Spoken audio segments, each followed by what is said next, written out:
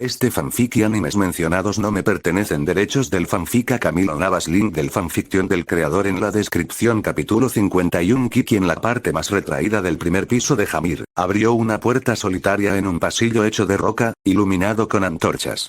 Al entrar al interior de la habitación, usó su cosmos para crear una bola de luz que flotó en el aire como iluminación. Eso fue de los primeros trucos que le enseñó su maestro Mu. La habitación era de espacio reducido con 4 paredes que parecían atrapar a una persona. En las paredes que uno ve al entrar, están colocadas colgantes de plata, pero el metal que una vez pudo brillar estaba dañado por el óxido que el tiempo le hizo, pero de alguna manera seguían resistiendo para colgar las herramientas por las que Kiki vino. En el rincón de la habitación había 2 barriles de madera y las herramientas eran 5 sencillas. Un martillo, garrote, 2 clavos, uno de tamaño grande y otro de tamaño mediano, y pinzas. Todas estaban hechas de Orichakun, imbuidas en sus inicios de cosmos de un caballero dorado, explicando su tonalidad dorada. Por eso, aunque se les veía algo dañadas y viejas, no les afectó tanto el tiempo. Así como las armaduras pasan de generación en generación, las herramientas que ve ahora mismo son iguales. Son las herramientas de trabajo que usaron los primeros forjadores de armadura cuando fueran creadas en la primera guerra santa de la historia. Estas herramientas de trabajo no se usaban a menudo. Cuando hay que reparar una armadura, las herramientas que se usaban eran las que venían con la armadura de Buril, o cuando esa armadura ya había elegido a su portador, se usaban unas copias de esas herramientas para el trabajo. La razón es porque, a diferencia de las mencionadas, estas herramientas tenían poder propio. Según mi maestro Mu, estas herramientas fueron las que crearon a las armas de Libra y el arco de Sagitario, por lo que su poder puede incluso remodelar una estrella. Pasó suavemente sus dedos por el mazo del martillo. Su poder y calidad al reparar es tan grande que podría destruir una armadura con solo un golpe. Él me indicó que nunca las usara para reparar ninguna armadura, a menos que tuviera que reparar una armadura dorada que fue gravemente dañada. Tomó las herramientas con mucho cuidado, una por una. Y además, si el forjador no tiene el nivel suficiente, no podrá blandir estas herramientas con la eficiencia necesaria. Incluso antes de volverse un caballero dorado, Kiki ya era un reparador de armadura. Antes que técnicas de combate, Mu le enseñó cómo reparar las armaduras. Fueron esas enseñanzas los que le dieron un ojo para la herrería, lo que le permitió desde niño ver las grietas en las armaduras, aun cuando no eran visibles a simple vista. Fue él quien reparó las armaduras de Jabu y los demás, luego de que fueran dañadas cuando entre todos protegieron a Seika del poder de Thanatos. Y fue su prueba como caballero y forjador de armadura reparar las armaduras doradas. Aunque la mayoría estaban ilesas, las que Poseidón envió para ayudar a Seiya y los demás quedaron tan destruidas que cuando volvieron de los campos elíseos, siguiendo el cosmos de Atena, sus formas de estatua estaban hechas de pedazos de cada fragmento. Le tomó mucha sangre, sudor y 2 años repararlas, y aun cuando parecían estar listas, Kiki podía ver las grietas que aún tenían las armaduras. Grietas que tardó hasta la actualidad de cerrar totalmente. Pero eso fue en el pasado. Ahora es diferente. Sus habilidades como santo y forjador han mejorado muchísimo. Ya no es ese niño que se quedaba viendo a su maestro y los demás luchar. Ahora él puede luchar a su lado. ¿De verdad puedo? Recordó su enfrentamiento contra Lior de Amasu. Aunque chocaron cosmos y técnicas, él fue el que resultó más herido y agotado. Tan así, que Shiryu tuvo que bajar de Libra para auxiliarlo. Si Amasu no se hubiera retirado, lo más probable es que lo hubiera derrotado o Shiryu hubiera llegado y tomado su lugar. ¿Cómo podía llamarse caballero dorado si necesitaba ayuda para una pelea? Sigo siendo inexperto. Aún estoy muy por debajo del maestro Mu. Todavía no puedo considerarme un igual frente a Seiya y los demás, pensó con amargura, apretando subconscientemente el mango del martillo. Por eso acepté esta tarea. La razón de aceptar el pedido de la diosa Amaterasu con respecto a su curiosa idea no fue solo porque una diosa se lo pidió, sino que fue para probarse a sí mismo, probar su cosmos y habilidades. Aun si no era tan fuerte como Seiya y los demás, no existía nadie más que él para reparar las armaduras dañadas. En las batallas futuras, sin duda habrían muchas armaduras dañadas, y él sería necesario para repararlas. Si quería cumplir con ese papel, tenía que demostrarse a sí mismo que estaba capacitado para tal responsabilidad. Tenía que demostrar que Aries no se equivocó al elegirlo. Tomó las herramientas y salió de la habitación, cerrando la puerta en el camino. Al llegar a la sala principal, dobló la esquina hacia las escaleras, pero se detuvo al sentir varios cosmos aparecer. Berserkers, reconoció de inmediato. ¿Cómo se enteraron que vendría? ¿O ya estaban esperando? Sintió los cosmos de Makoto y Akira encenderse. Su primer impulso fue unirse, pero se detuvo. Aún le faltaba cosas que tomar, aparte que necesitaba restaurar las herramientas. No podía distraerse. Además, y sintiendo los cosmos del enemigo, aunque eran casi 20, sus cosmos no eran la gran cosa. Por su número podrían sofocar a un caballero de bronce ordinario, pero Makoto y Akira no eran santos de bronce ordinarios.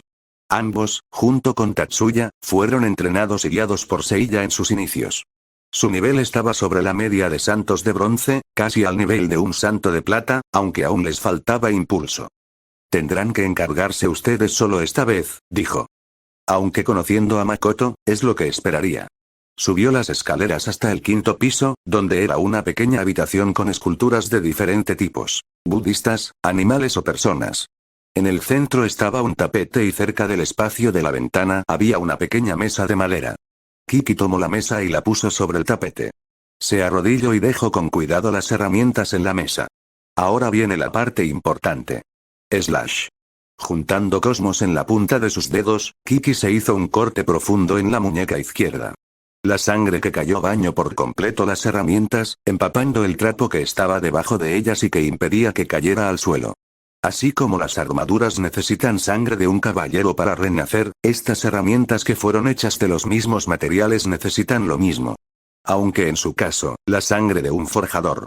Cuando las herramientas estuvieron bañadas por completo de sangre, Kiki se cerró la herida con su cosmos. Aunque debió perder casi 2 litros, estaba entrenado para que una pérdida así no fuera nada. Con la capacidad del cosmos, podía regenerar los litros perdidos rápidamente. Ahora, puso sus manos sobre las herramientas, emanando un aura dorada que las cubrió. Necesito cubrirlas de mi cosmos durante unos minutos mientras están bañadas de mi sangre. Solo así estarán restauradas totalmente. Cuando ese proceso esté listo, solo deberá tomar el polvo de estrellas y fragmentos de Orichalcum que tiene guardado en bóvedas en los pisos de la torre y estará listo. Mientras tanto, confiará en sus amigos para que lo protejan. Afuera de la torre de Mu, Makoto y Akira luchaban contra los berserkers, no dejando que ninguno de ellos siquiera se acercara a la torre. Tenían la misión de proteger a Kiki y eso harían. Corte de pez espada. Akira levantó fuertemente el brazo recto hacia el cielo, lanzando un corte de energía verdoso hecho de cosmos que golpeó a 2 berserkers, cortando las zonas donde su técnica impactó, haciendo estallar sangre. Fuego ardiente del león menor. Makoto su cosmos para crear llamas que se arremolinaron alrededor de su brazo derecho. Dio un puñetazo con ese brazo hacia adelante, liberando las llamas como una ráfaga de fuego que obligó a algunos berserkers a separarse. No se quedan quietos. 2 soldados berserkers saltaron y patearon a Makoto, quien alcanzó a cubrirse con los brazos, pero fue empujado hacia atrás, dejando un rastro de sus pies en el suelo con forma de líneas. Un soldado berserker ataca a Akira, quien se agacha esquivando el golpe y lo empuja con un golpe en el rostro, pero eso evitó que prestara atención a un segundo soldado que se acercó por detrás del primero, quien le dio un golpe en el rostro que tiró a Akira al suelo. «Akira», exclamó Makoto al ver eso. Con su cosmos, dio un golpe Ken al soldado que, aunque no fue fuerte, lo empujó hasta el borde del acantilado en donde estaban y terminó por resbalarse y caer. «¿Estás bien?». Akira se incorporó, limpiando el hilo de sangre que cayó de sus labios por el golpe con el dorso de su mano. «No te preocupes. Son solo santos de bronce y los superamos en número, ¿cómo es que no podemos derrotarlo?», preguntó un soldado berserker, incrédulo de que 2 chiquillos de bronce puedan con un escuadrón de berserkers por su cuenta. «Es porque no santos de bronce cualquiera, fuimos entrenados por el mismo Seiya. Somos los próximos santos de la esperanza», alardeó emocionado y confiado Makoto. «¿Seiya? ¿Hablas de Seiya de Sagitario, el asesino de dioses?», preguntó el berserker líder, que era un joven de cabello negro y armadura carmesí cuyas partes protegían brazo, piernas, hombros y torso, pero dejaba expuesto el estómago. Las partes del hombro tenían un cuerno en cada hombro que hacía un semicírculo hacia abajo y tenía un tiara con el diseño de algún tipo de melena. Era el mismo joven que preguntó por Kiki al llegar. ¿Son sus aprendices? De cierto modo, respondió Makoto. Eso es perfecto. Matar a 2 santos que fueron entrenados por el mismo Seiya será un buen reconocimiento para el batallón del desastre. Hasta me podrían ascender. ¿Y tú eres? Soy Lucas de Sátiro, el líder del escuadrón a cargo de esta misión, se presentó el joven con aires de grandeza. Retrocedan, les ordenó Lucas a sus hombres. Yo me encargaré de estos dos. ¿Ah, sí? Preguntó Makoto, avanzando lentamente. Makoto, Akira intentó llamar a su amigo, viendo lo que haría. Tú relájate y disfruta del espectáculo, Akira, dijo el castaño a su amigo. Yo me encargaré de este fanfarrón. ¿Tú te encargarás de mí? Repitió Lucas como si hubiera escuchado una broma. No me hagas reír, chico. ¿Quién te crees que eres? Soy Makoto de León Menor. Seré el siguiente héroe del santuario, recuérdalo bien. Sabe que no debería estarlo, pero Makoto no puede evitar emocionarse. Finalmente, la oportunidad de demostrar su valor había llegado. El momento que tanto había esperado desde que obtuvo su armadura llegó. La oportunidad de probar que era un verdadero santo de Atena, de que podía ser tan fuerte como Seiya, estaba frente a sus ojos y no la desperdiciaría por nada del mundo. ¿El siguiente héroe? Temo que no podrás hacerlo una vez que te mate, declaró burlón el berserker, elevando su cosmos que se manifestó como una capa rojiza alrededor de su cuerpo. Eso lo veremos. Makoto se puso en pose de pelea, encendiendo su cosmos que se manifestó como una capa naranja alrededor de su cuerpo. Una brisa de viento pasó por el lugar, sacudiendo los cabellos de los guerreros. El silencio que se generó era demasiado tenso, la expectativa de ambos lados de lo que podría resultar se podía sentir en el ambiente. Ten cuidado, Makoto, deseo para sus adentros Akira. Su mirada iba de Lucas al resto de tropas berserkers que habían retrocedido y al igual que él, se mantendrían como espectadores. No puedo bajar la guardia con estos tipos. León Menor y Sátiro se sostuvieron la mirada con fiereza, ambos guerreros de corazón apasionado y gran orgullo con deseos de probar sus habilidades con el otro, para que solo uno salga triunfante con el orgullo de la victoria gloriosa. Makoto arrastró suavemente su pie dominante hacia adelante, siendo el primero en lanzarse al ataque. Toma esto. Alzó su puño derecho, rodeado de su cosmos y lanzó un puñetazo que conectó, liberando una pequeña onda expansiva. ¿Sí? Pero el festejo no le duró nada al ver lo que realmente pasó. Lucas había movido su rostro unos milímetros, lo suficiente para que el puño de Makoto pasara justo al lado de su rostro, y fue detenido por su mano izquierda. ¿Esto es todo lo que puede hacer el supuesto futuro héroe? Con toda esa palabrería, esperaba más del primer golpe, dijo Lucas, atrapando el puño de Makoto con su mano izquierda. Te enseñaré un verdadero primer golpe. El berserker de Sátiro hizo retroceder su brazo derecho para que tomara impulso, lanzando un golpe al estómago de Makoto que no tenía protección. El golpe fue tan potente que el cuerpo del japonés se encorvó del impacto y se pudo hasta ver una onda expansiva salir desde la espalda del punto en donde fue el impacto. Makoto escupió saliva mientras retrocedía con los brazos rodeando su estómago. Por la expresión de su rostro era obvio que el golpe le había dañado y tomado por sorpresa su fuerza. Sobreviviste el primer golpe, nada mal. Al menos te elogiaré eso, dijo Lucas, acercándose con 2 pasos y tomando a Makoto del cuello, levantándolo del suelo. Pero ahora te mataré con este golpe para Seguruk. No pudo terminar su frase, porque recibió un golpe en la barbilla que hizo que su cabeza se levantara y viera al cielo y un poco hacia atrás. La fuerza del golpe fue tanta que botó la tiara que llevaba puesto, además de hacerlo soltar a Makoto y retroceder un par de pasos. ¡Qué demo! Se llevó una mano al mentón, pero apenas lo tocó alejó sus dedos por el dolor. El berserker vio a su enemigo confundido por soltar una risa. Maldito bastardo, ese golpe sí me dolió. Seiya tenía razón, no debo subestimar nunca a mis enemigos, el japonés se paró correctamente, como si el golpe que antes recibió se hubiera curado. Ahora estamos a mano. ¿Tú, cómo demonios te recuperaste de mi golpe? Preguntó Lucas confundido. No me cure, te dije que sí me dolió, respondió. Si te refieres a cómo reaccioné antes, bueno, exagere para enseñarte. ¿Qué? Soltó sorprendido, pero rápidamente unió los hilos basándose en las palabras que este humano ha dicho. Tú, fingiste que te afectó para que bajara la guardia. Makoto asintió. Si no pudiera resistir golpes como ese, no sería digno de esta armadura. Y comparado con los golpes de Seiya, el tuyo apenas fue un toquecito. En las ocasiones que Seiya pudo entrenarlo a él y a sus amigos, lo que siempre destacó en sus entrenamientos, era que Seiya se enfocaba en que pudieran resistir los golpes que pudieran recibir y levantarse para devolverlos, por lo que Seiya los sometió muchas veces a ejercicio de resistencia y peleas de práctica en contra de él, donde obviamente no eran rivales y siempre eran golpeados. Esas palizas, dolores en todo el cuerpo y hasta huesos rotos al final demostraron servir, ya que el golpe de este berserker, que podría haber roto los huesos de un santo de bronce cualquiera, no le hizo mucho a los de Makoto. Lucas vio a Makoto con furia por tal burla de su fuerza. ¿Cómo se atrevía este servidor de una diosa cobarde como Atena a burlarse de él? Definitivamente lo mataría. Con su cosmos lleno de furia, Lucas se lanzó hacia Makoto, quien esta vez estaba preparado y esquivó el golpe para responder con una patada que su enemigo bloqueó, pero la fuerza lo empujó hacia atrás, marcando algo de distancia entre ellos. Esa distancia fue cortada muy pronto cuando ambos se lanzaron contra el otro, iniciando un choque de golpes, patadas, esquivos y bloqueos entre ambos. Una danza de puños y fuerza entre dos enemigos contrarios que querían acabar con el otro para probar su valía. El estilo de pelea de Makoto era el tradicional que se practicaba en el santuario, de dar muchos golpes, bloquear y esquivar. El estilo que se enseñaba era una variación moderna del pancracio, un arte marcial griego.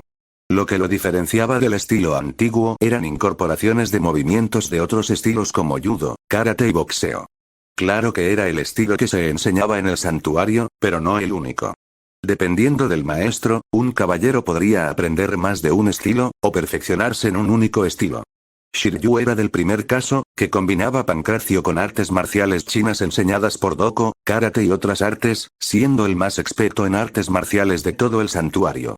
Y Shoko era del segundo tipo, que perfeccionó hasta el límite su karate que aprendió desde niña por su padre adoptivo. Lucas esquivó un puñetazo a su rostro y levantó su mano como garra y atacó hacia la cara de Makoto, quien dio un paso atrás, esquivando apenas ese ataque, para que al pasar, diera un paso adelante y lanzara un uppercut que Lucas esquivó retrocediendo. Con algo de distancia entre ellos, Lucas dio una patada a las costillas de Makoto que lo hizo doblarse un poco, pero el japonés reaccionó rápido y tomó la pierna de su enemigo antes de que se alejara. Lucas tiró de su pierna para liberarla, pero no lo conseguía. Makoto le sonrió mordazmente y encendiendo su cosmos, tiró de su pierna para atraerlo y darle un golpe en el rostro que lo lanzó a los pies de sus hombres, quienes retrocedieron cuando el cuerpo de su líder cayó cerca. ¡Maldito! Lucas escupió la sangre que se juntó en su boca, junto con un diente que le sacó por ese golpe. Ya baste de juegos, te mataré como se debe, encendió su cosmos, elevándolo tan alto como pudo. Embestida de sátiro. Con su cosmos rodeándolo, Lucas se lanzó brincando con los brazos a la altura de sus costillas. Fuego ardiente del león menor. Makoto lanzó su técnica, pero antes que golpeara, Lucas se hizo a un lado al último segundo, haciendo que la llamarada pasara de largo. Con un brinco más, Lucas se posicionó adelante de Makoto con el cuerpo encorvado y las rodillas dobladas. Antes que el santo de león menor pudiera reaccionar, Sátiro golpeó con sus dos brazos el torso de su enemigo. El golpe liberó un choque de cosmos rojizo y Makoto salió volando y chocó con la torre de Mu en el nivel del tercer piso. ¡Makoto! Gritó Akira, girando la cabeza hacia donde se estrelló su amigo. Ese renacuajo dio más problemas de los que pensé, pero ya lo maté, dijo Lucas, mientras recibía ovaciones de sus soldados atrás suyo. Supongo que sigues tú, cambió su vista a Akira. Antes de hacer algo, una llamarada fue lanzada hacia Lucas, quien la esquivó de un salto. Al seguir la dirección de donde vino, vieron a Makoto de pie, en el agujero que se creó al impactarse en el tercer piso de la torre. Aún no estoy muerto. Gritó Makoto, su grito fue lo suficientemente alto para que todos lo escucharan. Saltó de donde estaba a los pies de la torre. Mientras se acercaba, vio el agujero que hizo. Espero que Kiki no se enoje conmigo. Cuando se acercó a él, Akira vio los daños que sufrió su amigo.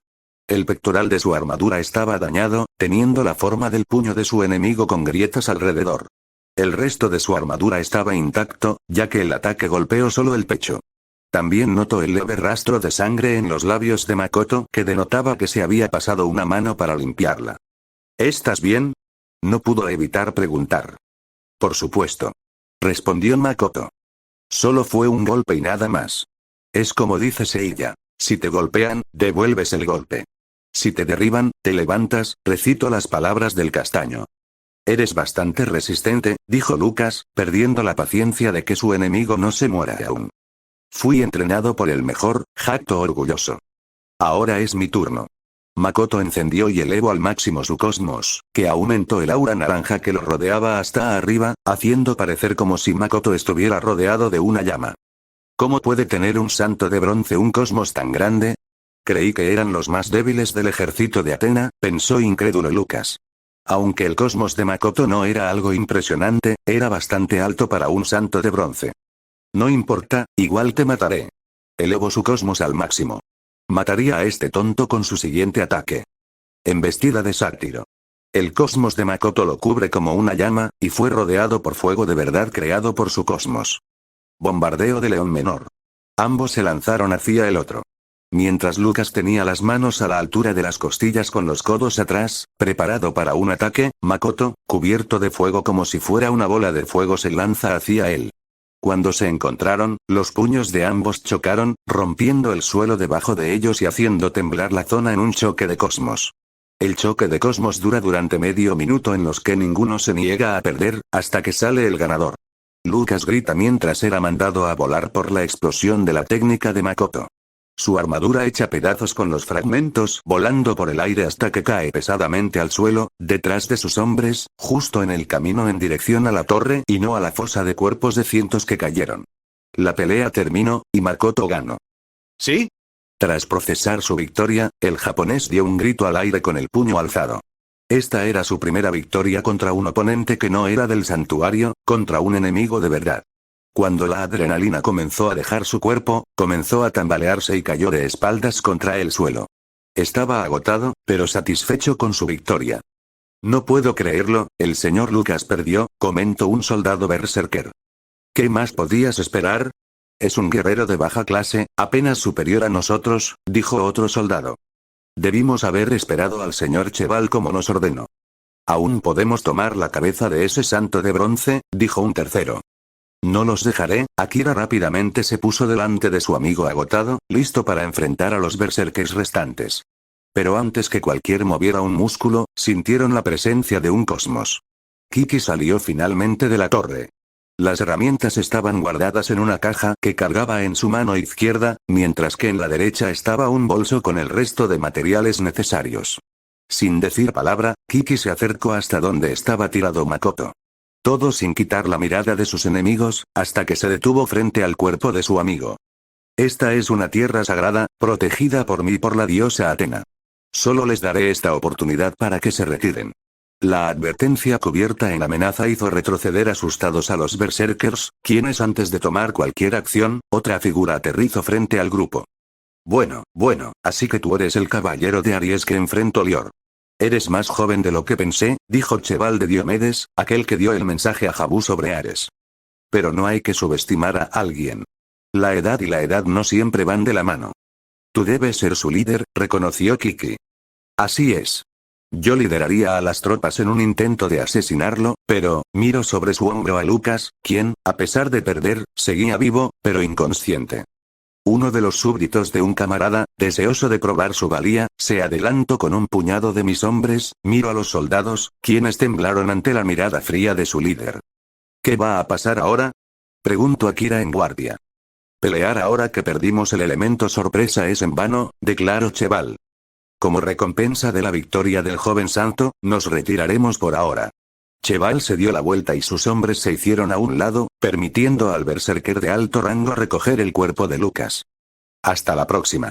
Y en un destello rojizo, Cheval y el resto de soldados desaparecieron. ¿Los dejaremos ir? Preguntó Akira a Kiki. Sí. Nuestra misión aquí está completa y no nos conviene perseguirlo. Además, hay que curar a Makoto. Cierto. Akira se acercó a su amigo, arrodillándose a su lado. Despierta, tonto. Si te mueres, Mio me matará. Estará bien, solo está agotado, dijo Kiki aliviándolo. Pude sentir cómo encendió su cosmos. Lo hiciste excelente, Makoto. Seiya estaría orgulloso. Más tarde, va. No solo me obligan a retirarme en medio de una batalla contra un santo dorado, sino que también las tropas fracasan y osan volver derrotados. Relájate, Lior. Las órdenes te la dio tu comandante, ¿no? Sabes que no puedes desobedecerlo. Me estoy cansando. ¿Por qué el señor Ares juega estos juegos de ataque furtivo y no atacamos con todo al santuario? Obviamente somos superiores en poder y número a Atena y sus caballeros. No los subestimes. Atena derrotó a los dioses Poseidón y Hades, además de a los gigas y al señor Abel. La fuerza bruta por sí sola no será suficiente esta vez. Si atacas a lo tonto, terminarás igual que Lotis.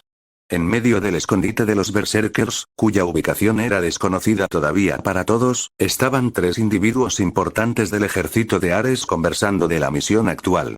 El primero era Lior de Amasu, subcomandante del batallón del desastre, el berserker que lideró el ataque al santuario mientras estaban con pocos caballeros dorados. Aquel que enfrentó a Kiki. El segundo era un hombre alto de casi 2 metros. Usaba una armadura berserker que cubría todo su cuerpo, con los únicos espacios entre las partes en donde se debe doblar las piernas y brazos para movilidad, pero los espacios eran muy pequeños. Tenía dos grandes alas filosas que apuntaban hacia abajo y un casco que cubría su cabeza y que tenía un emblema de fuego pegado a la frente. Del casco, caían dos mechones largos de cabello rojo claro hasta debajo de los hombros.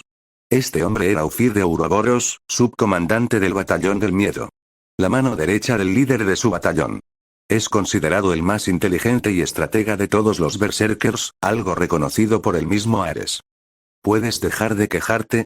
El señor Ares nos llamó aquí, y no quiero esperarlo mientras escucho tus quejas, interrumpió una nueva voz las quejas de Lior. Debe ser sobre una estrategia para esta batalla.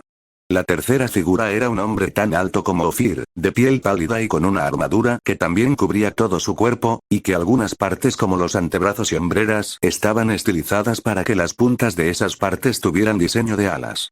Las dos alas que tenía en la espalda de su armadura eran un poco más pequeñas que las de Ofir, pero más estilizadas. Su casco también cubría su cabeza, pero salían dos mechones de un azul verdoso pálido hasta los hombros y sus ojos rojos como la sangre estaban cerrados mientras estaba cruzado de brazos apoyado en la pared. Este hombre era Alcmenes de Eton. El subcomandante del batallón de fuego rojo. El más poderoso de todos los berserkers, aparte de los comandantes y el mismo Ares. Un hombre serio y centrado. La habitación en la que estaban era una sala hecha de roca con las paredes tapizadas y una sola alfombra de un intenso rojo decorada todo el suelo. La habitación tenía una mesa y unas cuantas sillas, así como unos muebles con algunos mapas pegados a la pared. Esta habitación no era para que cualquiera viniera. Era una de las habitaciones especiales en donde los líderes de los berserkers se reunían. Como ahora. La única puerta de la habitación se abrió, entrando el dios Ares con su Kamui, que era un reflejo carmesí de la armadura de Atena, seguido de dos individuos. El primero era una hermosa mujer que aparentaba unos 24, 25 años y de unos 1,70 metros de alta. Tenía una armadura berserker que cubría todo su cuerpo, pegándose a su figura curvilínea y atlética. Usaba un casco griego antiguo que tenía el símbolo de una llama delante. Sus ojos eran café y su piel ligeramente bronceada. Tenía dos pequeñas alas de demonio en la espalda de su armadura que apuntaban hacia abajo, llegando a la cintura. Pero aparte, tenía algo que no pertenecía a la armadura, una especie de tela con el emblema del dios de la guerra. Tenía la tela sobre su brazo derecho, con los extremos atados a su hombro derecho para que se mantenga. La otra figura era un hombre a finales de sus 20. Es un hombre gigantesco que mide más de 2 metros de altura. Tiene grandes músculos que dan la impresión de poder matar a un oso con sus propias manos. Tiene rasgos severamente cincelados con ojos que emiten un brillo deslumbrante y su cabello y barba rojos ardientes parecen de fuego.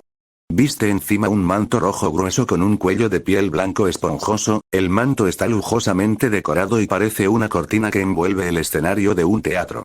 A diferencia del resto de individuos, este hombre no usa una armadura de berserker, sino que viste una armadura de bronce, con puños y grebas con flecos de pelo blanco, que deja desprotegidos sus brazos y muslos. Ante la llegada de esos tres, los subcomandantes se arrodillaron en señal de respeto. Es un honor verlo, señor Ares, dijo Ofir. También a ustedes, señora Hipólita y señor Alejandro. La mujer era nadie más que Hipólita, antigua reina de las Amazonas. Hija de Ares. Ella es la comandante del batallón de la llama. Este batallón se caracterizaba por estar compuesto totalmente de mujeres. En el pasado, ella gobernaba la isla en donde vivía las Amazonas con respeto y justicia, hasta que un día, Heracles, cumpliendo sus 12 trabajos, llegó a la isla en busca del cinturón de Ares, que estaba en posesión de ella. Hipólita se lo hubiera entregado sin problemas, pero Hera, tomando la forma de una amazona, esparció el rumor de que Heracles secuestraría, provocando a las amazonas, quienes atacaron sin señal a Heracles y los hombres que lo acompañaban.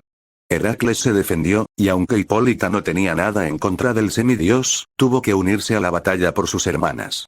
Eso llevó al resultado de que fuera asesinada por Heracles, quien se llevó el cinturón para seguir con sus trabajos, dejando a las amazonas de la isla sin reina.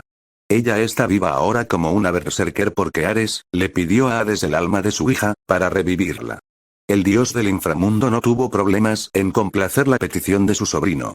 Aunque solo le dio el alma de Hipólita, ya que si la revivía, ella estaría atada al inframundo por su poder. Tras tomar el alma y poder darle un cuerpo igual al que tenía cuando vivió, Hipólita renació. Agradecida por todos los esfuerzos de su padre, ella le juró servir como hija y guerrera por el resto de la eternidad. A pesar de ser un sádico, torturador, amante de la sangre y las batallas, Ares tenía una cualidad rara en los olímpicos, o en la mayoría de dioses. Él se preocupaba por todos sus hijos, independiente si son totalmente dioses o no.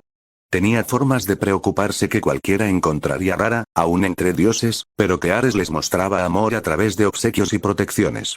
El hombre más alto y grande era Alejandro III, el comandante del Batallón del Fuego Rojo, ex-rey de Macedonia, mejor conocido como Alejandro Magno, Alejandro el Grande, o Iskandar.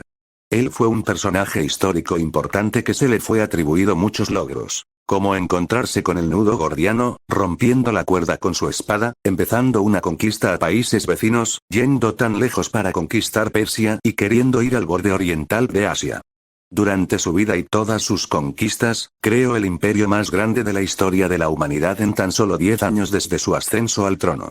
Pero lo más poderoso de Alejandro no era su poder, sino su moral, que era capaz de elevar la moral de sus soldados, que lo seguían sin dudarlo, motivados por él, para lograr su sueño. Pero después de su muerte, el imperio que creó se dividió en 4 facciones enfrentadas que desaparecieron rápidamente en las arenas de la historia por luchas internas. Vamos, vamos, no tienen que ser tan serios siempre, dijo Alejandro con una calma que bordeaba el humor. Todos somos camaradas del mismo lado, ¿no? Tu falta de etiqueta a los dioses siempre me sorprenderá, Alejandro, suspiró Hipólita, aunque en su voz no había ninguna ofensa o molestia hacia el hombre, solo fue un comentario. Sabes que a pesar que fui rey, nunca me gustaron esos tratos. Y te recuerdo que prefiero que mis amigos me llamen Iskandar. Me gusta más ese nombre. Silencio, ordenó Ares a sus 2 comandantes. Comencemos. Hay algunas cosas que explicar y ustedes, como las personas de más confianza de mi ejército, tendrán ciertas dudas que responderé, y debemos organizar nuestros siguientes pasos contra Atena. Todos asintieron y se sentaron en la silla. Hipólita e Iskandar se sentaron al lado de Ares, Alcmenes al lado de su comandante, Ofir al lado de Hipólita y Lior al lado de Ofir. Primero empecemos con nuestro recuento de bajas. ¿Cuántos elementos importantes hemos perdido? Preguntó Ares, empezando la reunión. Todos los berserkers que me acompañaron terminaron muertos, dijo Lior como si hablara del clima. También fracasó el intento de asesinato del reparador de armaduras. Y también. Y no olvidemos a los berserkers que murieron en el inframundo. Fui a hablar con Armonía, pero ella se niega a liberar las almas de Fobos y Deimos, ya que dicen que aún deben descansar.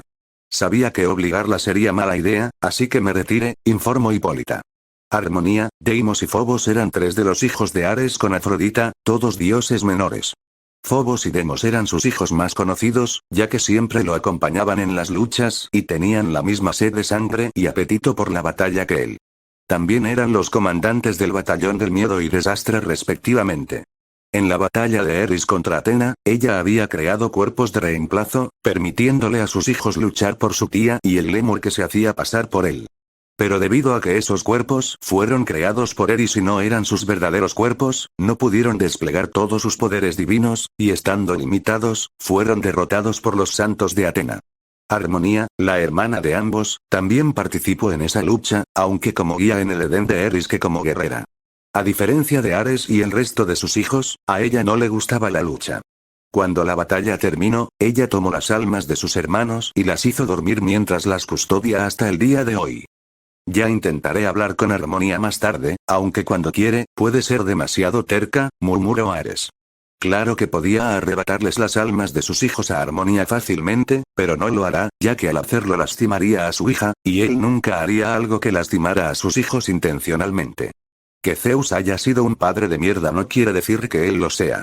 No solo eso, sabe que sus hijos, y hasta Afrodita, se pondrían en su contra si la lastimara, ya que Armonía era algo así como la consentida de la familia. Señor Ares, nunca cuestiono sus decisiones y método de batalla, pero ¿cuál es el propósito de estos ataques? Cuestionó Ofir, en su voz no había reproche o desafío a la autoridad, sino una confusión respetuosa.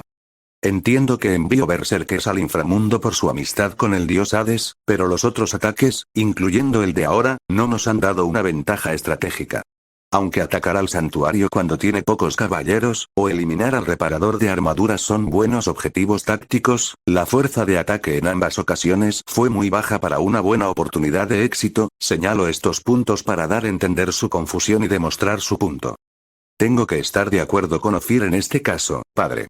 Además, no veo el valor de enviar a Lotis para matar a esa chica demonio, dijo Hipólita, remarcando la misión en la que su mano derecha fue asesinada. Ares escuchó atento y en silencio las palabras de sus soldados. A pesar de lo que se podía decir, Ares sí era alguien que tomaba en consideración opiniones ajenas, siempre y cuando vinieran de personas que podía medio respetar, y los individuos que están con él se han ganado a pulso su lugar en su ejército. Entiendo sus dudas, mis guerreros, y me alegra ver que sean capaces de pensar por sí mismos, como se esperaría de mis comandantes y sus manos derecha. Para responder tu duda, Ofir, se dirigió al subcomandante del miedo. Todo esto con el propósito de que Atena baje la guardia. Ante la mirada confundida de los tres subcomandantes, decidió explicarse mejor. Aunque odio admitirlo, las fuerzas de Atena son demasiado fuertes. Aunque su ejército es menor al nuestro y no tiene a todos sus caballeros dorados, los que tiene actualmente son posiblemente los más poderosos desde la era del mito, sin contar a que tiene otros santos que también han enfrentado a dioses. Aparte de esos 5 santos que han osado enfrentarse a los dioses, están la que debió ser el receptáculo de Eris y sus amigas, y ese santo que selló a Tifón. Esta reencarnación de Atena tiene más experiencia que otras reencarnaciones pasadas al enfrentar dioses. Además de que cuenta con aliados como las 3 facciones, los dioses sintoístas y los nórdicos, que son nuestros mayores rivales en poder al también usar el cosmos, nombró a cada aliado de Atena con odio y desprecio. Incluso tiene aliados en el propio Olimpo como Heracles, y Artemisa si se da la situación correcta. Y aunque la mayoría son basura, por experiencia, sé que no debo subestimar a los insectos, ya que son difíciles de matar. Claro que tenía experiencia. En la era del mito, Ares tuvo bastantes derrotas, y no solo contra Atena. Heracles lo derrotó en combate singular una vez, en una ocasión, 2 titanes lo encerraron en una urna y Hermes con Artemisa tuvieron que salvarlo, además de estar el incidente de cuando se involucró personalmente en la guerra de Troya, donde fue su primera derrota ante un mortal. Aunque Ares solía subestimar a sus enemigos, aquellos que mostraban el potencial de ser una amenaza, aunque los tratara con desprecio, se aseguraba de tenerlos bien estudiados para eliminarlos pronto, porque a la larga, son los que más problemas causaran. ¿A qué quiero llegar con todo esto? Fácil. Tener tantos aliados poderosos tiene también sus desventajas. Atena debe asegurarse de mantener esas alianzas, por lo que está transportando a sus fuerzas para mostrar apoyo y ayudarlos cuando tienen problemas. Todos los ataques hasta ahora han sido para que Atena crea que tiene todo bajo control, que puede derrotarnos, y cuando baje la guardia, abrió su mano derecha y la cerró fuertemente en un puño. Atacamos. ¿Realmente cree que funcionará? Preguntó Alejandro. No totalmente. Atena no es tonta, verá un patrón en mis ataques y mantendrá la guardia alta, pero con tan solo baje un poco su guardia, será el momento perfecto. Por eso, hasta mi orden, todas las tropas se mantendrán en espera. Quiero que el siguiente ataque sea grande y brutal, que haga sangrar a Atena con esfuerzo. Dejó su codo derecho sobre la mesa y su mejilla reposando sobre sus nudillos. Hasta entonces, dejemos que Atena juegue con los patéticos demonios. Yo tengo una pregunta, Alejandro levantó la mano. ¿Por qué aliarnos con la Brigada del Caos? No veo de que puedan sernos útiles, ¿o quiere que todos recibamos parte del poder de Otis? Si uno de mis berserkers se atreve a pedir poder a Otis, yo mismo lo degollaré vivo y colgaré su cuerpo para que todos lo vean, respondió el dios rubio con desprecio y asco en su tono. Mis berserkers no son tan débiles como para recurrir al poder de otro ser. Nunca permitiré que el orgullo de mis tropas sea manchado de esa forma. Perdón, Iskandar bajó la mano al ver cómo hizo enojar a su dios. Y respondiendo tu pregunta, es porque nuestro aliado secreto así lo quiere, al menos por ahora. Los intereses de los líderes de la Brigada del Caos y los nuestros se conectan. ¿Qué intereses? Preguntó Lior. La conquista de la Tierra y el exterminio de la raza humana. Ambas fuerzas concordamos que Atenas será un gran obstáculo para eso, así que aplicamos un dicho de los humanos. El enemigo de mi enemigo es mi amigo. Pues con amigos así, me gustan. Lior sonrió siniestramente, mostrando los dientes. Los líderes a los que se refería no eran Opis o la facción del viejo Mao, se referían a los fundadores y los verdaderos líderes que actúan en las sombras de momento. Dicebim no quiere la atención de sus enemigos, no por ahora, así que convenció a Opis para que fuera la cara pública. Los tontos se lo creyeron de inmediato. No sospechan del tipo de la cortina, ni de quienes lo ayudan.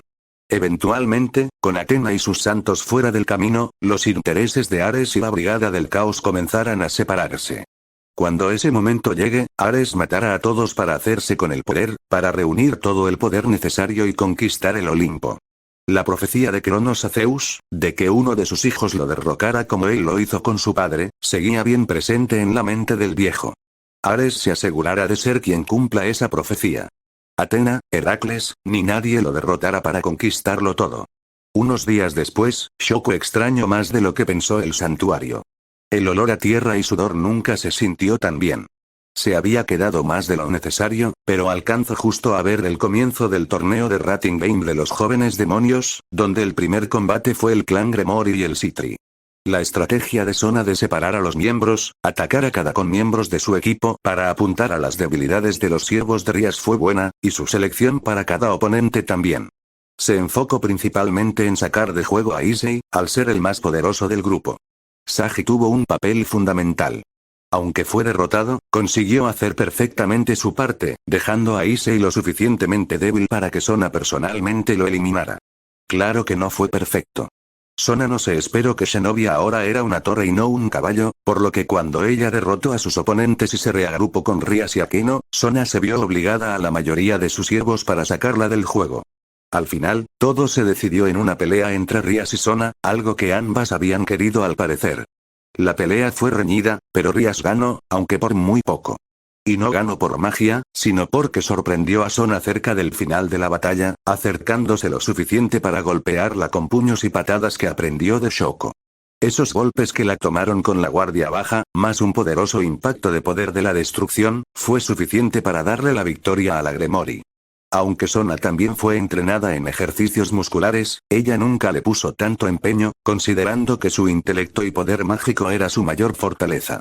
Aunque entendible, ese pensamiento fue su perdición, ante una Rías que no solo mejoró en ambas cualidades, sino que se esforzó en aprender movimientos marciales, algo que nunca había hecho antes y por eso sorprendió tanto a la Sitri. Parecía que ser impotente ante el ataque de los Berserkers inspiró a Rías en su entrenamiento como nunca antes, al punto de aprender cosas que nunca hubiera probado por no ser lo suyo. Shoko estaba orgullosa de Rías, de todos en general.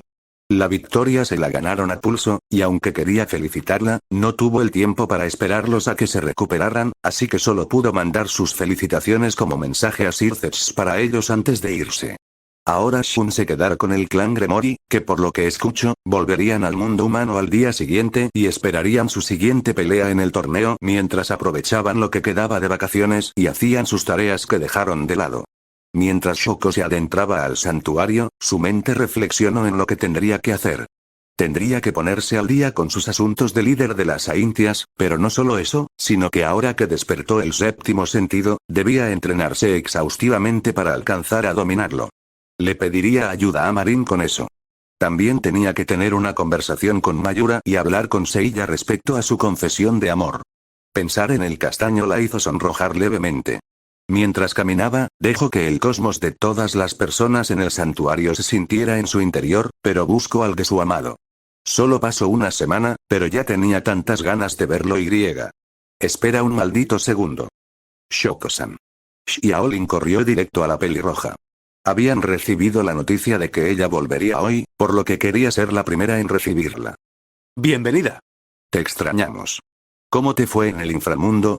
Pero la alegría infantil de la joven fue cortada cuando, ya estando al frente de Shoko, ella la tomó fuerte del hombro de su armadura. ¿SH Shoko-san? Xiaolin, ¿dónde está Seiya? ¿Eh? Shoko tomó a mí de los dos hombros, y la chica china se encogió de miedo al ver la mirada de Shoko, ya se arrepentía de no haber esperado a las demás. ¿Dónde está Seiya? Reitero su pregunta. No puedo sentir su cosmos en el santuario, ni en la aldea. ¿Dónde está? Bueno, Xiaolin sabía dónde estaba Seiya desde hace unos días, pero, no sabe si es buena idea. Seiya-san tuvo una misión larga apenas llegó, y aunque estaba cansado, aceptó y. ¿Qué clase de misión?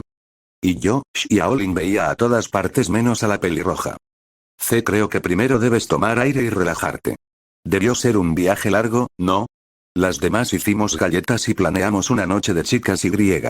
Mientras Xiaolin intentaba encontrar una salida, el sexto sentido trabajó. Xiaolin nerviosa, evitando mirarla.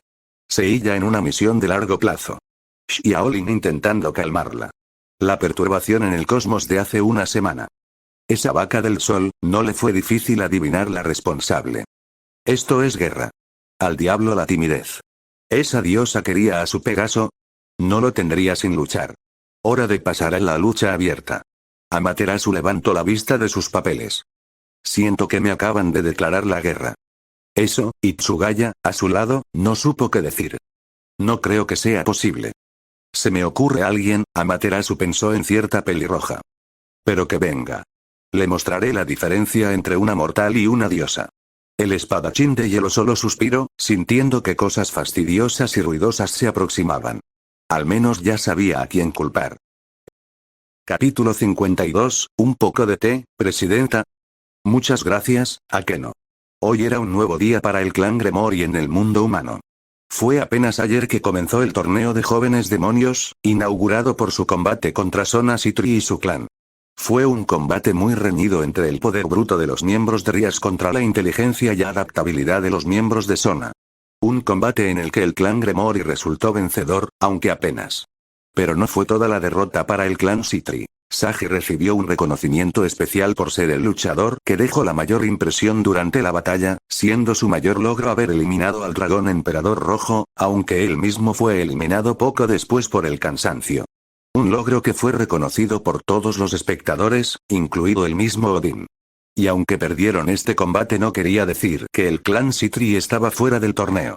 La primera ronda eran por puntos, por lo que solo pasarían los clanes jóvenes que más puntos obtuvieran, y aunque perdieron, el clan Citri logró ganar buenos puntos que se almacenarán para el final. Sona aún tenía mucho que dar, y después de esta derrota, se prometió a sí misma no perder de nuevo.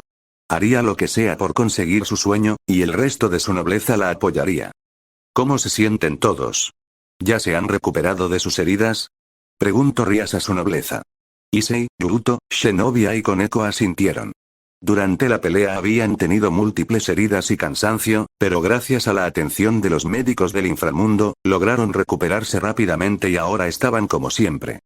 Ustedes se desempeñaron bien, deben sentirse orgullosos de su logro, dijo Shun. Él estaba en el lugar porque era su turno de pasar tiempo con los demonios. Aunque me sorprendió que tu casa fuera tan grande, Issei. La verdad, no era así cuando me fui, respondió el castaño. Cuando volvieron del inframundo, Issei se llevó la gran sorpresa de ver cómo la humilde casa de sus padres en la que había vivido toda su vida, había sido remodelada por el hermano de Rias. Ahora era una casa de 5 pisos con un amplio jardín y balcón, con un interior lujoso. Cocina, habitaciones, sala de estar, hasta bodega. Todo fue cambiado y redecorado en un estilo elegante y caro, pero que aún guardaba algo del sencillo estilo japonés. Claro que una casa de ese tamaño no podría haberse hecho en un espacio reducido, por lo que los empleados de Sircex a cargo, pagaron a los vecinos con el dinero suficiente para que desalojaran sus casas sin peros, con el tiempo de sobra de tomar lo que necesitaran y se fueran. Así, pude crear la casa sin molestias, porque todo estaba dentro del margen legal de los humanos. Aparte del tamaño suficiente para albergar sin problemas a muchas personas, también tenía un sótano reforzado por metales y hechizos del inframundo, con el propósito de usarlo para que los jóvenes pudieran entrenar sin que llamara la atención de las personas de afuera. Aún con todos esos cambios, la casa seguía estando a nombre de los padres de Issei, y nada de esto se pudo hacer sin su permiso, cosa que obtuvieron en una charla de Sir Zetch con ellos cuando les contó que podía remodelar su casa a un precio barato. Al escuchar esa oferta, los padres, sin sospechar y muy confiados en el hermano del interés amoroso de su hijo, aceptaron. Aunque claro, nunca se imaginarían la sorpresa que recibirían cuando volvieran de sus vacaciones arregladas por Azazel. Espero que los padres de Issei-san no se enojen por el gran cambio de su casa, dijo Asia, un poco preocupada por las reacciones de las dos personas mayores con las que se encariñó. No. Seguro lo verán felices. Hasta papá diría que se sacó la lotería en todo, dijo Issei con una mano en la mejilla.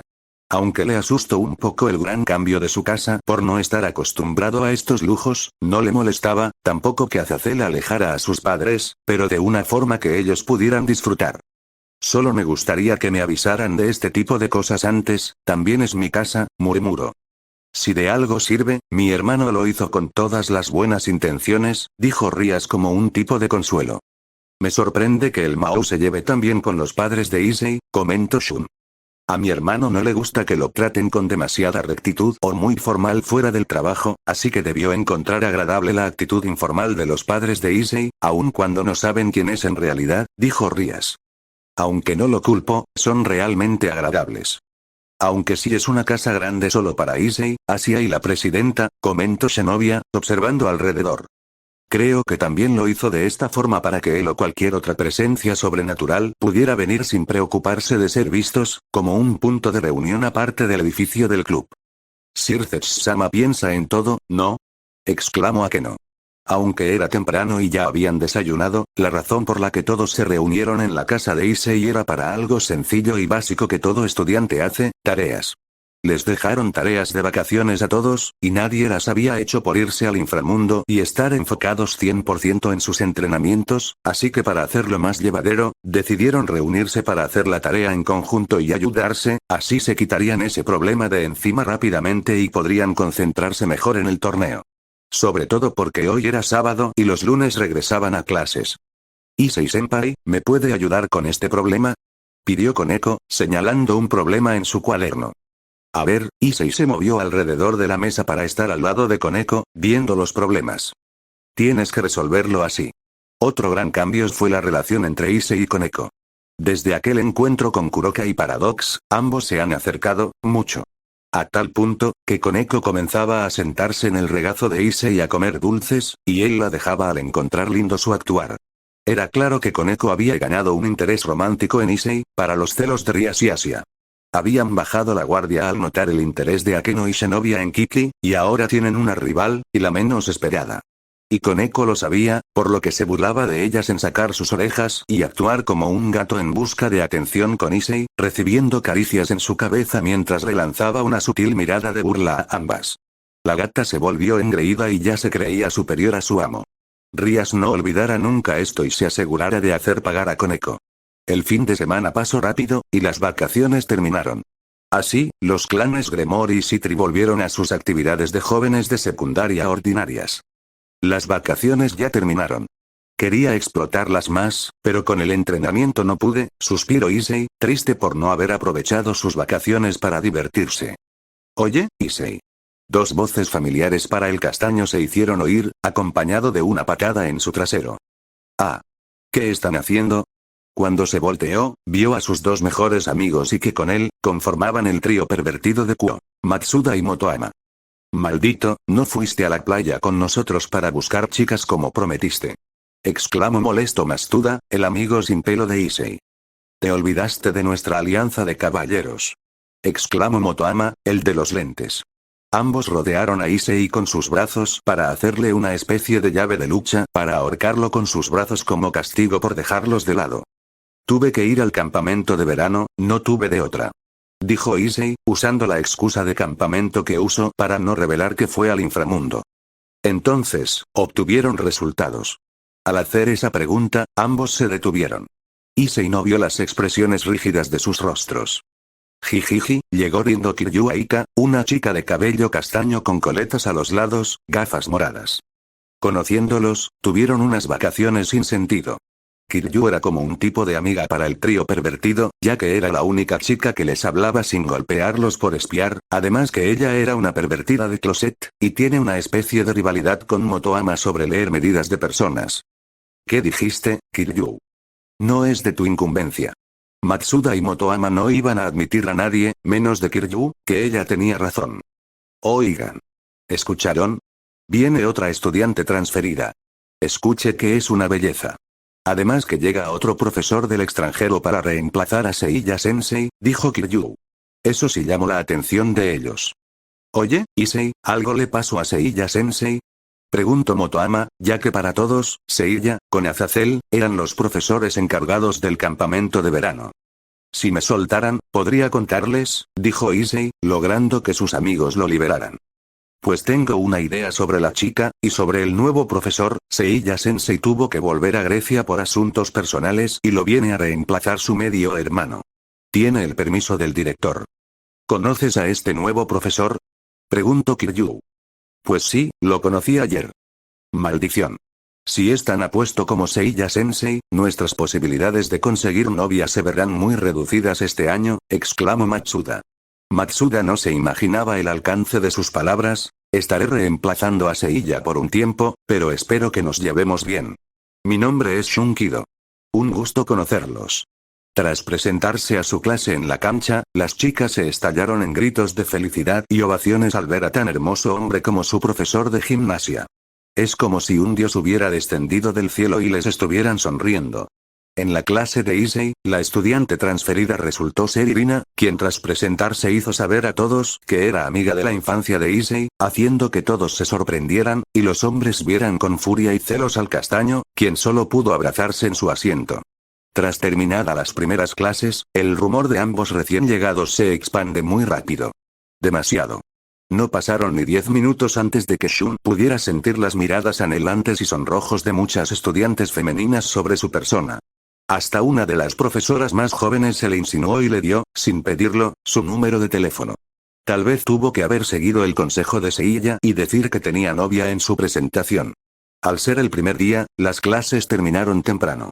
Todos los miembros del club se reunieron, donde Irina y Azazel explicaron la presencia de la primera en la academia. Con la brigada del caos suelta, y al parecer, el dios Ares y su ejército es parte de ella, Michael se preocupa de que demonios, ángeles caídos y caballeros no fueran suficientes, por lo que envió a alguien en representación del cielo para proteger la escuela. De paso, Irina revela sus alas de ángel, sorprendiendo a todos los presentes, ya que así como casi todos reencarnaron en demonios, Irina reencarnó en un ángel. Azazel explicó que como Dios ya no está vivo, ya no pueden nacer más ángeles, así que le copiaron a los demonios con el sistema de reencarnación, salvo que en vez de usar piezas de ajedrez, los ángeles se basan en las cartas de póker. Un ángel de alto rango es rey, y tiene una familia de cartas desde As a reina. Irina reencarnó con la carta de As, siendo parte de la nobleza de Michael, como representaba el símbolo que aparecía ahora en el dorso de su mano derecha. Shun veía con una sonrisa como todos interactuaban entre sí, como si fueran jóvenes normales. Puede que Iki no tuviera una opinión muy alta sobre estos chicos, pero a cada momento, Shun tenía una mejor opinión de estos jóvenes. Ellos seguramente cambiarían sus respectivos mundos en el futuro. Su mirada se desvió un momento a la ventana del club. Fue por un segundo, por lo que nadie lo notó. Nadie excepto Azazel. Creo que es momento de que me retire. El peliverde se puso de pie. Daré mi informe al santuario de inmediato. No creo que pase nada extraordinario hoy. Ninguno de aquí prestó objeción y con asentimientos compartidos, Shun se retiró con una sonrisa.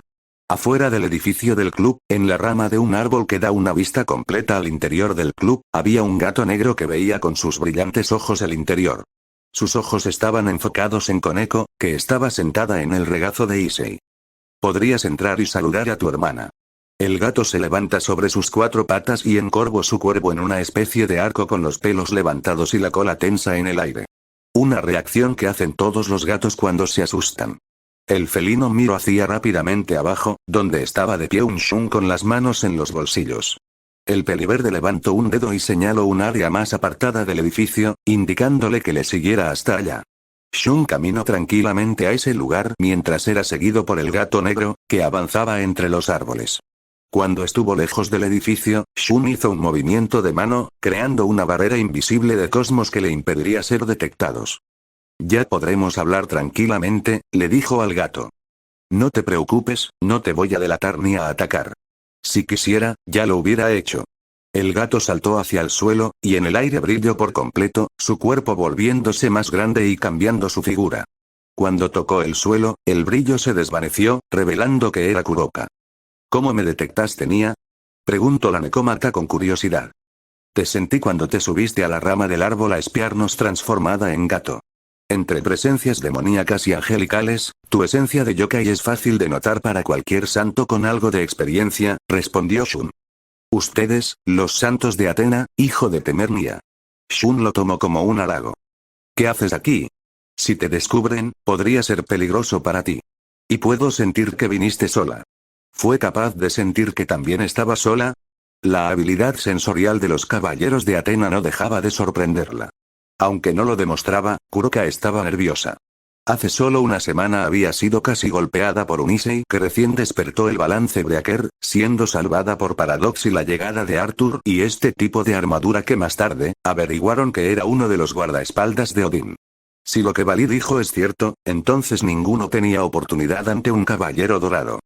Pues, si te digo que solo vengo a ver cómo está Shirone, ¿me creerías? Así que por eso, pues sí, veo que dices la verdad. La pelinegra abrió los ojos de la sorpresa, ¿en serio le creía así de fácil? Shun notó su sorpresa y procedió a explicarse. Aparte de poder sentir las energías, los caballeros también podemos sentir las emociones e intenciones de una persona a través de lo mismo. Para un caballero con el séptimo sentido dominado como yo, es fácil identificar cuando una persona es buena o mala, incluso también el poder identificar cuando alguien miente o no, aunque pocos logran ese nivel, entre los que me incluyen. Con lo que acabas de decir, sé que lo dices de verdad. No solo pueden moverse a la velocidad de la luz y un dorado es capaz de darle una paliza a Valí, sino que también pueden identificar las intenciones de una persona y saber discernir mentiras con solo sentir su energía. Estos tipos estaban demasiado rotos. ¿Por qué Paradox se fue de un lugar lleno de personas así? ¿Qué va a pasar ahora, Nia? ¿Me tomarás prisionera y me llevarás ante los demonios? Preguntó Kuroka, sonando muy casual, pero preparando muchos hechizos y senjutsu para escapar. Depende. ¿Vas a intentar llevarte a Koneko a la fuerza de nuevo? Por el tono de Shun, sonó a un reproche. No. Sé que no caerá de nuevo en el truco, menos cuando haya tanta gente a su alrededor, respondió. Bien. ¿Puedo preguntarte algo? Ya lo hiciste, Nia. No me refería a eso. Kuroka se rió un poco. ¿Qué quieres? ¿Qué opinas de la vida actual de Koneko? Esa. No era una pregunta que ella esperaba que le hicieran del lado contrario al suyo. Por un momento se le pasó mentir para seguir con su papel de la mala, pero al recordar las palabras anteriores del peliverde, sabría que no serviría de nada. No me gusta que esté rodeado de demonios, pero si ellos la tratan bien por ser quien es y no por su poder, y ella es feliz, no me puedo quejar, Nia. Tampoco tengo ese derecho, suspiró, cruzando los brazos debajo de su busto. Pero si me entero que la hicieron sufrir, me llevaré a Shirone y me aseguraré que todos y cada uno sufran. Shun alarmantemente, como si esa hubiera sido la respuesta que esperaba. Sabía que no eras tan mala como decían. ¿Te preocupas de verdad por tu hermana? ¿No sabes lo que he hecho, Nia? ¿Lo de volverte loca de poder y matar a tu amo? Sí. Pero puedo sentir que tienes perfecto control de tus poderes, y con lo que acabas de decir, me confirmas que quieres a tu hermana y deseas pasar tiempo con ella. Esa respuesta dejó con la boca ligeramente abierta a la Nekomata. Tal vez hablo de más, pero le sorprendió que alguien pudiera leerla fácilmente, sobre todo un desconocido como el peliverde. ¿Qué esperas conseguir con todo esto? ¿Qué me rinde? ¿Qué te dice la ubicación de Valí y la Brigada del Caos? Le pregunta con más preguntas, intentando encontrar sus verdaderas intenciones de todo este diálogo.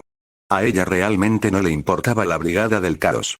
Solo se unió para mantenerse seguro de sus perseguidores, por lo que si estaba en peligro, no le importaba divulgar esa información. Pero nunca traicionaría a Valí y a sus amigos. Ellos le dieron un hogar cuando perdió el suyo. No lo admitiría frente a ellos, pero los consideraba más su familia que amigos. Shun negó con la cabeza. Nada de eso. Sé que no traicionarías a tus amigos. Lo sé, porque yo tampoco traicionaría a los míos. Solo que me llevó bien con los jóvenes demonios, y Koneko se volvió muy cercano a Seiya y Shoko, por lo que me gustaría que fuera feliz. Sobre todo, no me gusta ver a dos hermanos que se aman separados. Shun hablaba con sabiduría. Puede que recién esté conociendo a los jóvenes, pero ya habían demostrado por palabras y acciones lo buenos que eran, no siendo muy diferentes a jóvenes normales. También, había escuchado buenas cosas de ellos por su medio hermano y la pelirroja, quien hizo énfasis en la chica de pelo blanco a la que le agarró cariño. Y con lo último, hacía énfasis en su propia experiencia, de cuando estuvo 5 años separado de su hermano, cuando fue a entrenar a la isla Andrómeda, siendo su única motivación para ganar la armadura el volver a verlo. Al escuchar esas palabras, y notar que hablaba realmente en serio, Kuroka quedó en shock. Su mente intentó encontrar la trampa oculta en las palabras bonitas del santo de Virgo. Una mentira, lo que sea que le diga que este sujeto solo se aprovecha de su trampa sentimientos por su hermana para que baje la guardia y se aproveche, pero no sintió nada. El senjutsu era más que un tipo de energía. Era poder usar la misma naturaleza. Se podía decir que un usuario de senjutsu y sus variantes, tenía al mismo planeta de su lado. Entre las habilidades que otorga, podía, igual que los caballeros, distinguir las intenciones de una persona, sabiendo si dice la verdad o no. Y usando esa habilidad en todo momento, Kuroka pudo identificar que Shun dijo cada palabra de verdad. Él realmente dijo eso para ayudarla, por ella y Koneko. Se quedó sin palabras por la honestidad del hombre. No sé si eres o muy bueno, o demasiado ingenuo Nia. Shun se lo tomó de buena manera con una pequeña risa. Me lo dicen a menudo. Pero hablo en serio. Puede que no conozcas todos los detalles, pero si mataste a tu antiguo amo, fue por una razón que no tiene nada que ver con enloquecer de poder. Si se lo explica a Koneko, ella te escuchará. Yo, no lo sé Nia. Ni siquiera creo que me quiera ver luego de que intente llevármela a la fuerza, dijo Kuroka, bajando la mirada en un gesto de inseguridad no propio de ella. No lo sabrás si no lo intentas, fue la respuesta de Virgo, antes de destruir la barrera de cosmos que había creado. Pero al final, es tu decisión, no te obligaré a nada, ni te arrestaré por un crimen del que puede que no seas tan culpable como parece. Aunque si vuelves a intentar algo como lo de aquella noche, o atacas como miembro de la Brigada del Caos, tendré que intervenir. ¡Qué miedo!, dijo Kuroka, recuperando su buen ánimo. Adiós, caballero-san. Kuroka le dio la espalda a Shun, que no hizo intento de detenerla cuando un círculo mágico apareció debajo de sus pies. Y, pensaré lo que dijiste, fue lo último que dijo, antes de desaparecer. Evite suspiró interiormente. Reflejaba la relación tensa de Koneko y Kuroka con la que tuvo antes con su hermano cuando volvieron a verse cuando él irrumpió en el torneo galáctico y se robó la armadura dorada. En ese entonces, no sabía por qué su hermano había cambiado tanto y ahora era su enemigo. Igual que Koneko no sabe de lo que en verdad pasó y de las razones del actuar de su hermana. Solo esperaba, que al igual que ellos, las hermanas Nekomata pudieran solucionar sus problemas y reconciliarse. Aunque Koneko no lo demostraba y lo admitía, Shun podía notar el leve brillo de tristeza en sus ojos, oculto por una máscara de indiferencia que mostraba a todos. En el fondo, era una hermanita pequeña que quería volver a sentir el abrazo reconfortante de su hermana mayor. Shun conocía bien el sentimiento. Solo podía desearles lo mejor a ambas. Más tarde, Issei y Asia habían salido a hacer compras, ya que Rias decidió hacer una fiesta de bienvenida para Shun para cuando volvieran a clases, y como Irina llegó, aprovecharían para hacer la fiesta también para ella. En el camino de vuelta, Issei se detuvo frente a una tienda donde venden cosas de deportes, lo que le hizo recordar el festival deportivo que se acercaba.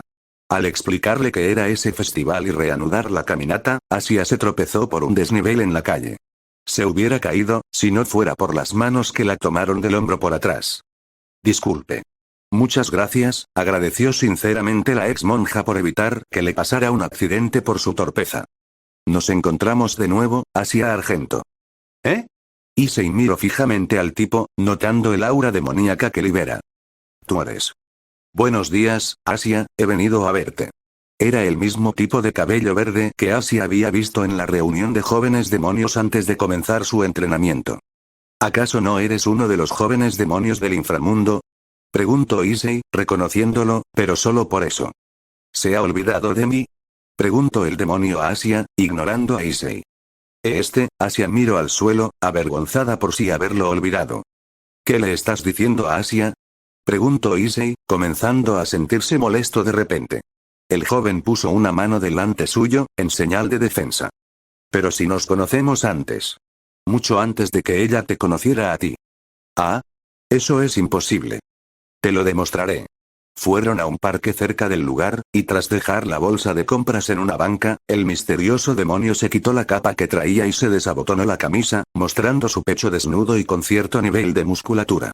Pero lo que más llamó la atención era la cicatriz en forma de X en el centro del pecho. Esa cicatriz, Asia ahora reconoció dónde había visto esa herida, ¿ya quién? ¿Acaso ustedes? Es cierto, volvió a abotonarse la camisa. Yo fui el demonio que fue salvado por tu Sacred Gear. Mi nombre es Diodora Astaroth. Asia quedó impactada. Nunca espero volver a ver al demonio que curó, y que por eso, la expulsaron de la iglesia, terminando en donde está ahora. Me sorprendió mucho el verte en el inframundo, dijo Diodora, volviendo a colocarse la capa. Pero fue difícil hablar durante esa conmoción, ¿no?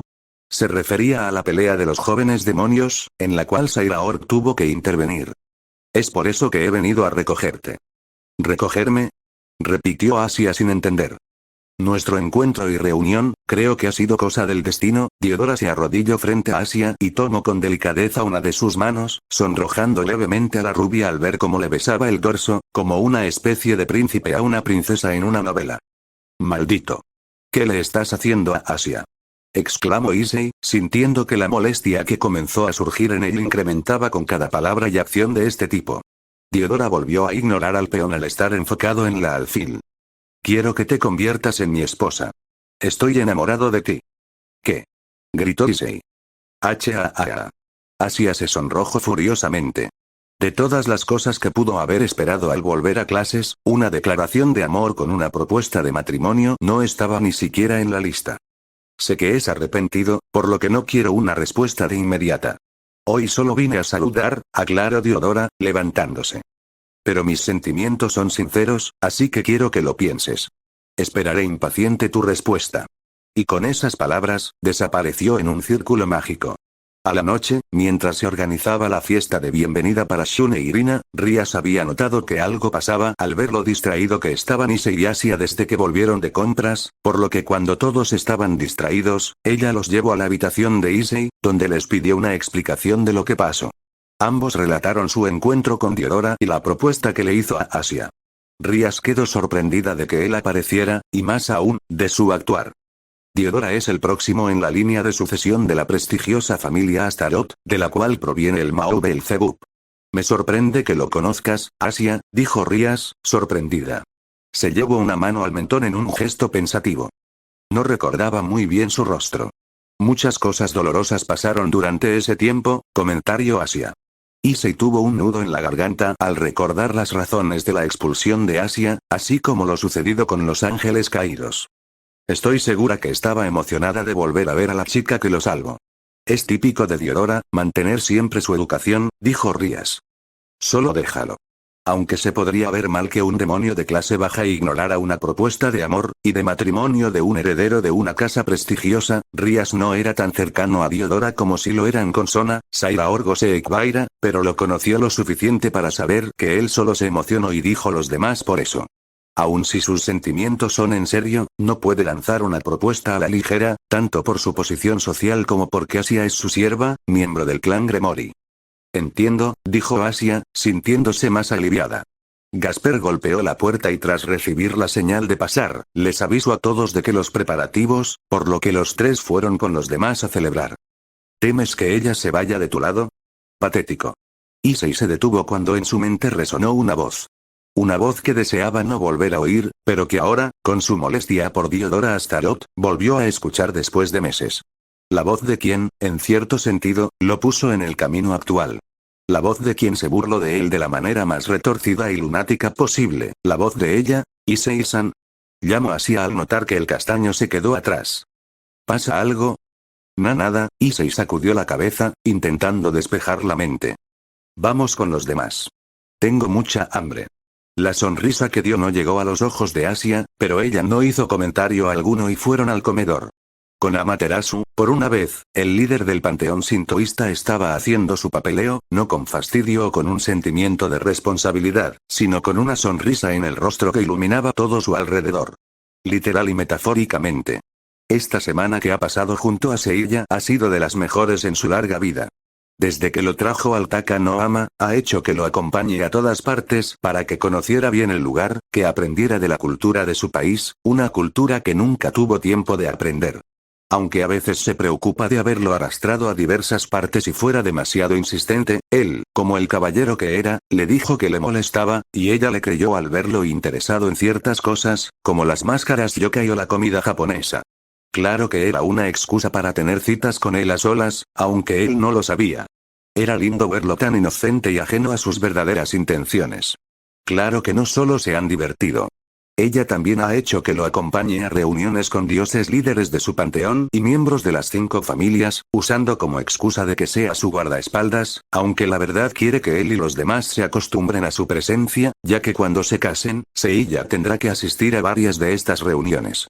Algunos dioses no vieron con buenos ojos a un mortal dentro de una reunión de dioses importantes, menos uno que es seguidor de un dios extranjero, pero Amaterasu los aplacó. Y si alguien aún la contradecía, Susanoo y Tsukuyomi mostraron su apoyo. Ellos, más Tsunai, eran los únicos que conocían sus aviones para desposarse con el caballero de Sagitario y lo aprobaban.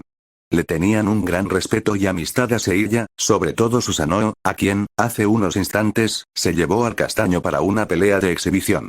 Qué suerte que mejoró las zonas de entrenamiento para que sean más resistentes. La puerta de su oficina fue golpeada un par de veces, y al dar la indicación de que pase, un Tengu entró y se arrodilló en señal de respeto.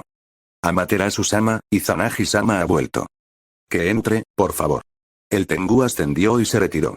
Unos segundos después, una nueva presencia ingresó en su oficina. Hola, querida hija. Izanagi no Mikoto, o Izanagi a secas, es el dios que creó, junto a Izanami, las islas que ahora conforman Japón, y de ambos nacieron muchos dioses, entre los que se encontraba la misma Amaterasu y sus hermanos.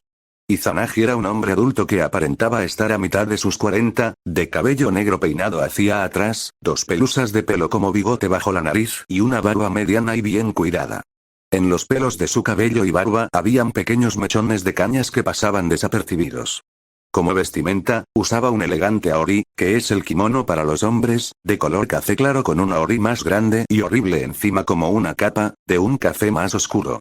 Usaba sandalia japonesa con los clásicos calcetines bajo sus pies. Tenía atado a la cintura una katana enfundada en el costado izquierdo. Desde la creación del panteón, Izanagi se ha posicionado como el dios líder y el más poderoso de todos los sintoístas, siendo su único rival su actual ex esposa, Izanami, que es la gobernante del Yomi, la contraparte sintoísta del infierno griego. Aunque la pareja se separa, pudo llegar a un mutuo acuerdo para el flujo de la vida y la muerte de su país.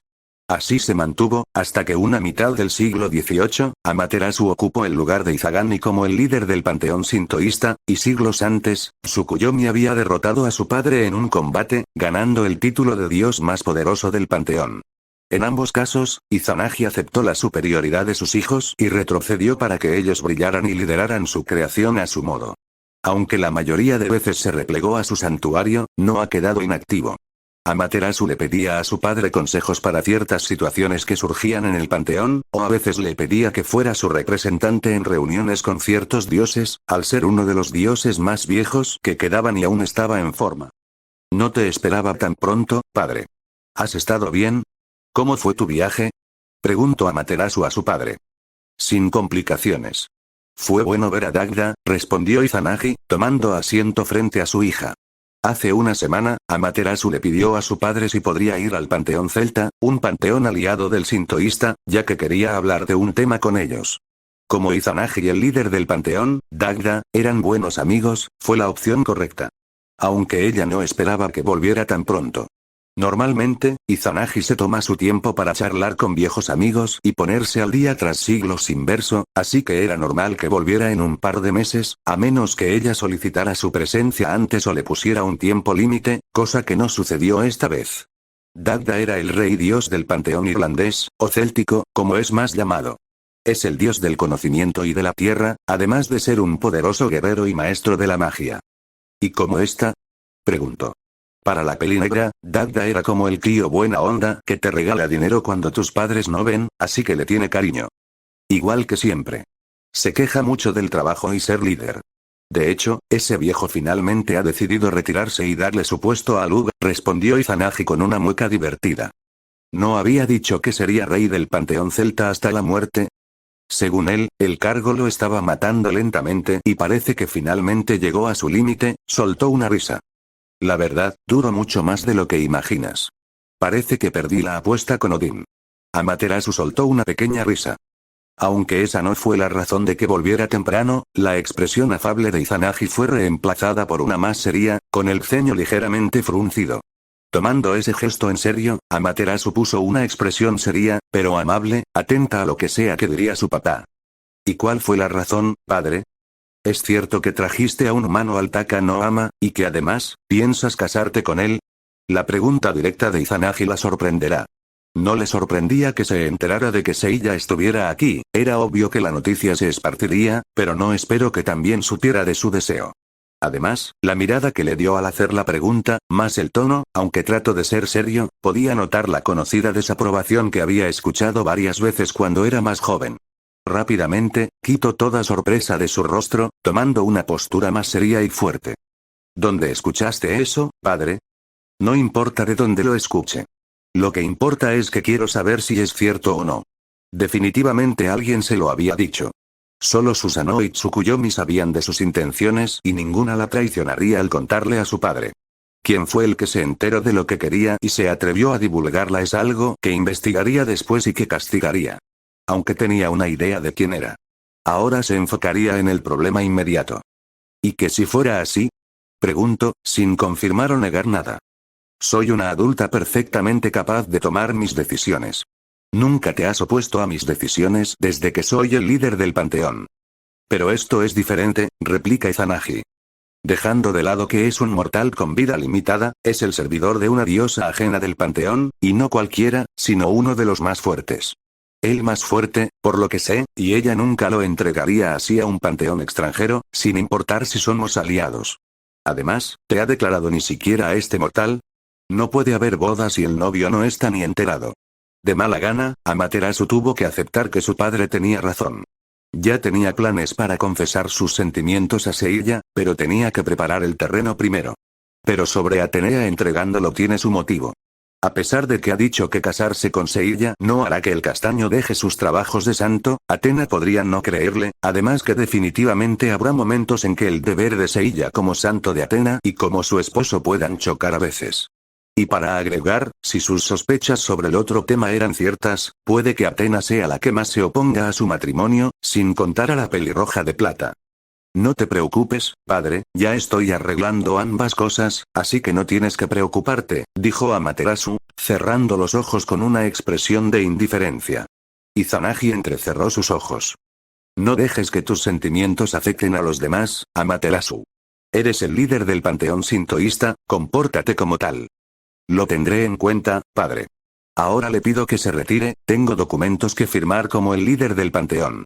Izanagi frunció el ceño ante la forma en que Amaterasu se llamó a sí misma, pero no dijo nada mientras se levantaba y retiraba. Ya sola, Amaterasu materializó un pequeño círculo mágico, mostrando un pequeño holograma de Tsunade. Quiero que me traigas a Bisamonte enseguida a mi oficina. Mei estaba haciendo afuera de la entrada del templo de Cáncer, haciendo guardia. Como caballero dorado, ante los últimos ataques, tenía que estar en guardia en cualquier momento. Como Kiki se había ido, él era la primera defensa de las 12 casas del Zodíaco, sin contar a los caballeros de plata y bronce que patrullaban fuera del territorio. Era así, al menos hasta que terminara el entrenamiento del siguiente santo de Géminis, que era entrenada por Iki. No sabe mucho del avance, pero espera que vaya bien. En estos tiempos, un nuevo caballero dorado es bien recibido. Aunque ahora no estaba preocupada por eso. ¿Realmente tuviste que meter al interior de un volcán para conseguir tu armadura? Suena muy peligrosa. Lo fue, y por error liberé a un monstruo mitológico que casi provoca el fin del mundo, pero considerando que estoy vivo, ese ser sellado y tengo una armadura dorada, creo que lo valió. Estaba hablando con Gabriel a través del cubo que le dio para mantenerse en contacto. Ya habían tenido varias conversaciones, en las que Mei conoció más a Gabriel y viceversa. Gabriel, aunque era una chica pura e inocente, al punto que rayaba lo ingenua, no lo era. Participó en la Gran Guerra, donde vio morir a varios hermanos y su padre, y aún así se mantuvo firme y fiel a su lado. Tenía un gran corazón, el más amable que él había visto aparte de Shun. También tenía don de líder, ya que era la mano derecha de Miguel, quien se ocupaba de los asuntos del cielo cuando éste no estaba disponible.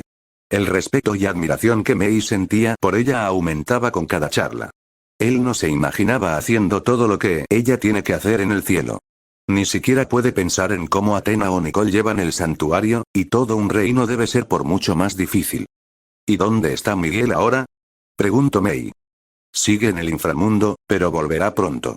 Le diré que mandaste saludos, dijo Gabriel. Mi hermano Uriel me ayuda mientras tanto con la administración de los ángeles, y mi hermano Jofiel con los asuntos de la iglesia. Son bastante confiables, creo que les agradarías. Sobre todo a Jofiel. El santo de cáncer, quien es el guardián del Yomotsu, conociendo a ángeles. Si su maestro escuchara esto, se reiría. Pues sería interesante conocerlos, Gabriela. ¿Eh? La rubia pestañeó, sorprendida por la forma en que fue llamada. ¿Me llamaste, Gabriela?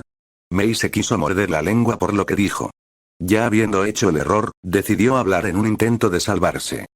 Pues, tu nombre suena más de hombre que para una mujer, y aunque no cuestionaré los nombres que Dios le puso a sus hijos, para mí es más cómodo llamarte en un término más femenino. Pero si te molesta, puedo evitar hacerlo, en serio. No, no. No me molesta, se apresuró a aclarar. Es solo que, nadie me había llamado de diferente forma antes. Gabriela, probó decir su nombre en una forma más femenina, lo que le hizo sacar una sonrisa. Gabriela.